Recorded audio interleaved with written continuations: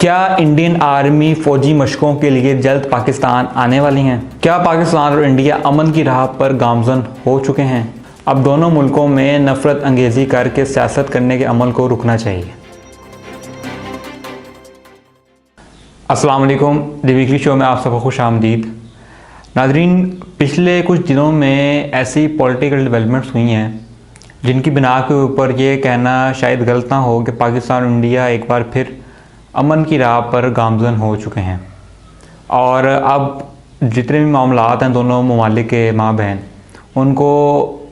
फ़ौज के बजाय, यूज़ ऑफ फोर्स के बजाय डायलॉग के ज़रिए हल करने की तरफ ये दोनों ममालिक जा रहे हैं। इस तनाजुर में कुछ रिसेंट डेवलपमेंट्स जो हुई हैं, सबसे पहले मैं वो आपको बता दूं। 23 मार्च को जब पाकिस्तान डे मनाया जाता है पूरे पाकिस्तान के अंदर, उस दिन Indian prime minister Narendra Modi ने प्राइम मिनिस्टर इमरान खान को एक ख़त भेजा जिसमें ये कहा गया कि वो पाकिस्तानी अवाम के साथ बहुत अच्छे ताल्लुकात चाहते हैं और उसमें फर्दर इमरान खान को जो है ये भी कहा गया क्या कि वो कोरोना वायरस की जंग जो लड़ रहे हैं उसमें वो कामयाब हों और पाकिस्तानी अवाम भी उसमें कामयाब हो, और उस बड़ी नेक ख्वाहिशात का इज़हार किया गया। ये एक बहुत बड़ी पॉलिटिकल डेवलपमेंट थी। जब से इमरान खान आए हैं हुकूमत में, तब से ये फ़र्स्ट टाइम है कि इंडियन प्राइम मिनिस्टर जो मोदी हैं उन्होंने इमरान खान को कोई ऑफिशियल लेटर जो है वो इस तनाजुर में सेंड किया है। उसके अलावा 23 मार्च के दिन ही न्यू दिल्ली में जो एक्टिंग हाई कमिश्नर है पाकिस्तान के, उन्होंने अपने खिताब में ये कहा कि पाकिस्तान इंडिया के साथ अच्छे ताल्लुकात चाहता है।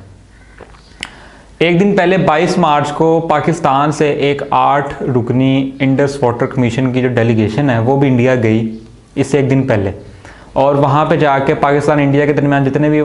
पानी के तनाज़ात चल रहे हैं उसके हवाले से बातचीत करने के लिए वहाँ पे एक 2 डे मीटिंग है जिस पर उन्होंने शिरकत की है।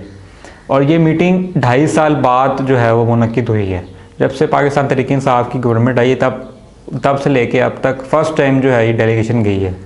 तो ये कुछ रिसेंट डेवलपमेंट्स हैं जो कि इस तनाजुर में सामने आई हैं। 22 मार्च को एक बड़ी रिलायबल और रेप्यूटेड इंटरनेशनल न्यूज़ आउटलेट है ब्लूमबर्ग, उन्होंने एक रिपोर्ट पब्लिश की जिसमें उन्होंने कहा कि यूएई मुत्तहिदा अरब अमारात ने पाकिस्तान और इंडिया के दरमियान एक सीक्रेट पीस डील जो है वो साइन करवाई है और वो फोर्स किया है, बल्कि मतलब कि उन्होंने मीडिएट किया है और दोनों मुल्कों में ये डील करवाई है। और जो कुछ अब हम देख रहे हैं आजकल, जो कुछ हो रहा है इंडिया की तरफ से या पाकिस्तान की तरफ से, वो उसी पीस डील का नतीजा है। पिछले कुछ अरसे में नाज़रीन कुछ ऐसे इवेंट्स हुए हैं, अगर आप उनकी कड़ियाँ मिलाएं तो इस रिपोर्ट पर जो है यकीन किया जा सकता है। सबसे पहले नवंबर में 2020 में इंडियन जो फॉरेन मिनिस्टर हैं जयशंकर, इनका नाम है एस जयशंकर, वो गए यूएई और वहाँ पे उन्होंने उनके जो प्रेसिडेंट हैं बिन जायद अल नहान और उनके जो क्राउन प्रिंस हैं शेख हमदान, उनसे मुलाकात की। और अगले ही महीने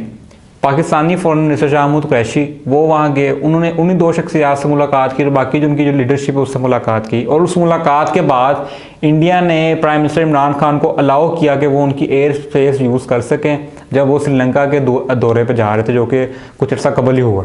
और ये जो एयर स्पेस यूज़ करने की जो आपको पता है एक प्रैक्टिस होती है, ये 2019 से मुअत्तल थी। जब से पाकिस्तान इंडिया के हालात ख़राब है तब से ये ना पाकिस्तान इंडिया को अलाउ कर रहा था ना इंडिया पाकिस्तान को। ये फ़र्स्ट टाइम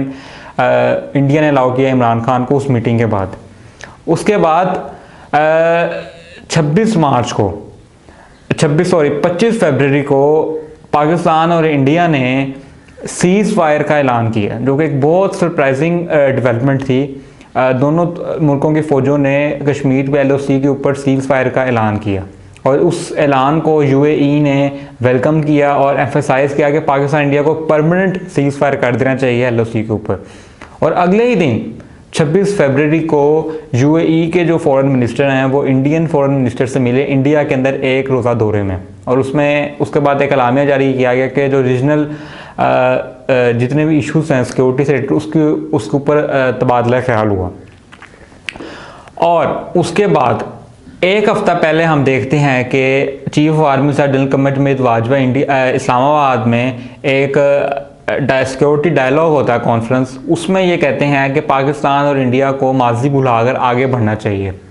और हमें अपने घर को दुरुस्त करने की ज़रूरत है, उसके बाद ही हम कुछ अच्छा एक्सपेक्ट कर सकते हैं बाहर से। ये सब कुछ हुआ और उसके बाद जो है आज हम 23 मार्च को हमने देखा कि इंडियन प्राइम मिनिस्टर ने इमरान खान को जो है वो एक लेटर सेंड किया है। तो ये सारा कुछ इवेंट्स जो हुए हैं ये आप देख सकते हैं कि यूएई के कितनी प्रेजेंस रही है सारे इवेंट्स के अंदर और क्या उनका जो है वो मीडिएट उन्होंने किया है बीच में, और हो सकता है कि ऐसी कोई पीस डील जो है वो साइन हो चुकी है जिसके नतीजे में सारा कुछ हो रहा है और आगे भी कुछ इसी तरह की चीज़ें एक्सपेक्ट की जा सकती हैं। इसी हवाले से इंटरनेशनल जो न्यूज़ मीडिया आउटलेट्स हैं वो उन्होंने ये रिपोर्ट किया है कि एक पॉसिबिलिटी है कि 30 मार्च को जब हार्ट ऑफ एशिया कॉन्फ्रेंस हो रही होगी ताजिकिस्तान में, जिसमें पाकिस्तानी फॉरेन मिनिस्टर जो है वो भी शिरकत करेंगे, इंडियन फॉरेन मिनिस्टर भी शिरकत करेंगे, उसमें ये दोनों जो लोग हैं ये मुलाकात करेंगे।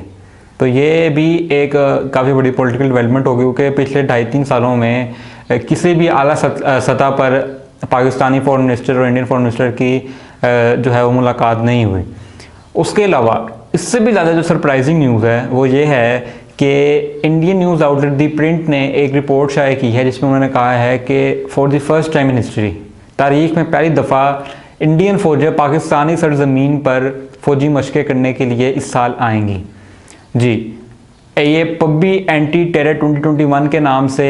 एक मशक़ें होने जा रही हैं पाकिस्तान में, जिसको मुनक़िद करवा रही है शंघाई कोऑपरेशन ऑर्गेनाइजेशन, जो कि एक चाइनीज़ ऑर्गेनाइजेशन है और ये एंटी टेररिज्म जो इक़दाम हैं वो उठाती हैं ताकि इस खित्ते में टेररिज्म का ख़ात्मा किया जा सके। इनके बैनर के तले एक हो रही है फ़ौजी मशक़ें पाकिस्तान में इसी साल, जिसमें रिपोर्ट के मुताबिक इंडियन फ़ौज भी शिरकत करेगी, जो कि तारीख़ में पहली दफ़ा होगा। तो ये कुछ ख़बरें थी जो कि इस हवाले से थी कि फ्यूचर में क्या कुछ हो सकता है, और जो कुछ अभी हुआ है प्रेजेंट में कल परसों, तो उनको मद्देनज़र रखते हुए इन चीज़ों के ऊपर यकीन किया जा सकता है। ये बड़ी अनफॉर्चुनेट बात है कि पाकिस्तान में कुछ सहाफ़ी और कुछ अपोजिशन लीडर्स ये डेवलपमेंट्स हुई हैं इसको पाकिस्तान तरीक़े इंसाफ के ख़िलाफ़ यूज़ कर रही हैं और इसको अपनी पॉलिटिकल स्कोरिंग के लिए यूज़ कर रही हैं। और माजी में भी ये कुछ होता आया है, जब पाकिस्तान मुस्लिम लीग नून की हुकूमत थी और जब इंडिया के साथ रिलेशंस को नॉर्मलाइज़ किया जा रहा था, मोदी भी पाकिस्तान आए तो ये नारे लगाए गए कि जो मोदी का यार है वो गद्दार है, गद्दार है। तो ये इस तरह के नारे और ये जो रवैया है जो मैं समझता हूँ कि एंटी पीस और रवैया है, इसको ख़त्म होने की ज़रूरत है पाकिस्तान में, ताकि दोनों मुल्कों के माबैन जो ताल्लुकात हैं वो डायलॉग और अमन के ज़रिए जो हैं मसलों का हल हो और ताल्लुकात बेहतर हों। आखिर में हम बस यही कहना चाहेंगे कि सिर्फ़ और सिर्फ अमन ही दोनों मुल्कों में जो है वो ताल्लुकात को बेहतर कर सकता है, और दोनों मुल्कों में जो तकरीबन 1.5 अरब आबादी रह रही है उनकी ज़िंदगियों को बेहतर कर सकता है। इन दोनों मुल्कों में ऐसे बहुत से मसाइल हैं जिनसे अभी लड़ने की ज़रूरत है, और इन फजूल की जो वॉर मॉन्गरिंग है और ये जो एक्सपेंशनिस्ट पॉलिसीज़ हैं मिलिट्री की और सियासतदानों की, इनको रुकना चाहिए, इनको ख़त्म होना चाहिए। और ये बात समझने की ज़रूरत है कि सिर्फ़ और सिर्फ अमन और मुकालमा जो है वो मसाइल का हल है, उसके अलावा किसी भी तरीके से इन मसलों का हल नहीं हो सकता। पाकिस्तान इंडिया में जो सिर्फ़ और सिर्फ ट्रेड वॉल्यूम है वो इतना ज़्यादा है कि